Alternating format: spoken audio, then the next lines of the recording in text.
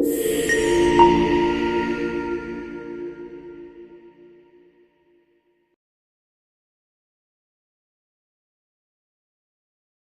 pemirsa TVR Parlemen dimanapun Anda berada, baru-baru ini ada P3K yang tadinya dari honorer menjadi P3K, ini menyampaikan aspirasinya terkait dengan status mereka atau hak mereka bisa disamakan dengan pegawai negeri sipil.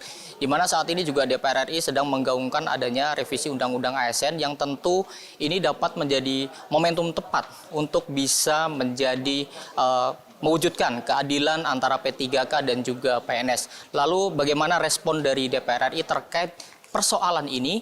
Sudah bersama saya pemirsa anggota Komisi 2 DPR RI Bapak Ahmad Doli Kurnia Tanjung dari fraksi Golkar.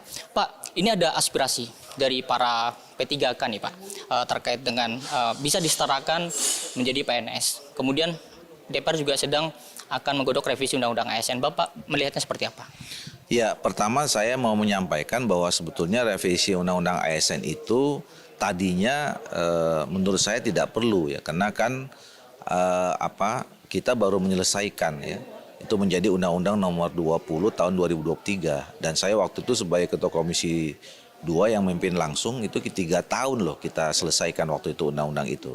Jadi undang-undang itu relatif cukup baru dan waktu itu sudah mengakomodir semua hal yang krusial. Nah, yang kedua, sekarang itu memang berhembus adanya revisi undang-undang tentang ASN itu ketika Mahkamah Konstitusi kemarin memutuskan lagi, ada orang yang mengajukan judicial review lagi ya. Kemudian meminta supaya KASN, lembaga seperti KASN yang tadinya dihapus di dalam Undang-Undang 20 tahun 2003 itu dihidupkan kembali.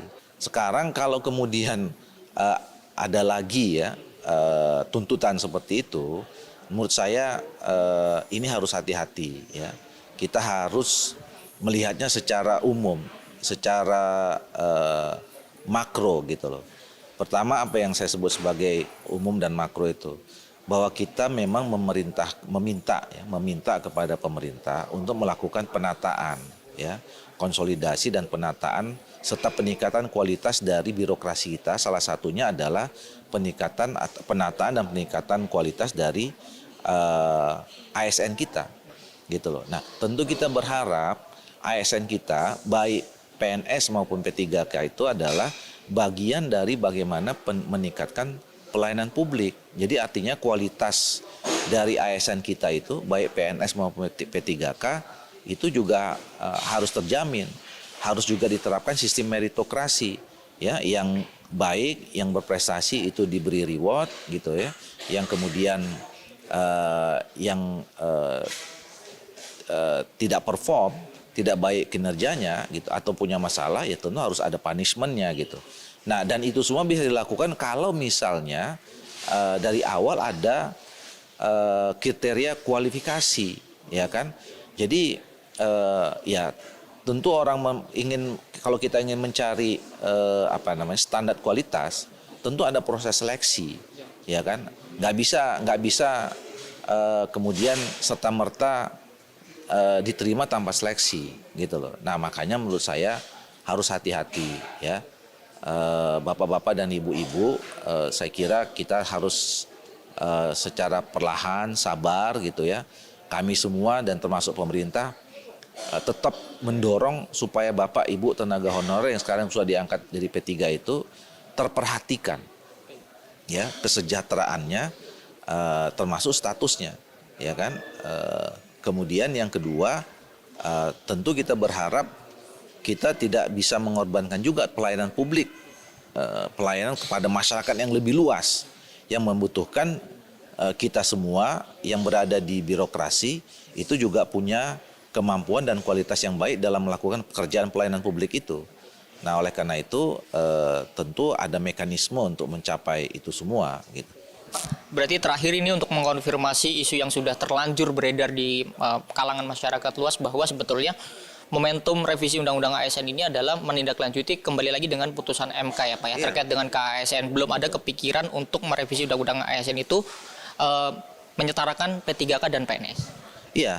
Jadi sekali lagi saya tegaskan beredarnya informasi tentang revisi Undang-Undang ASN itu ketika mungkin 10 hari yang lalu ya, Mahkamah Konstitusi itu memutuskan bahwa KASN itu diminta atau lembaga pengawasan lah ya terhadap ASN itu dihidupkan kembali gitu.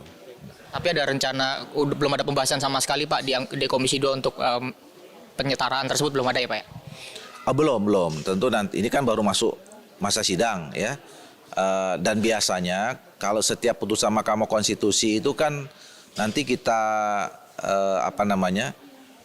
kita bahas dulu di pimpinan, kemudian juga di Badan Musyawarah, dan kami sedang menunggu dari BKD karena sebetulnya putusan Mahkamah Konstitusi ini kan banyak ya.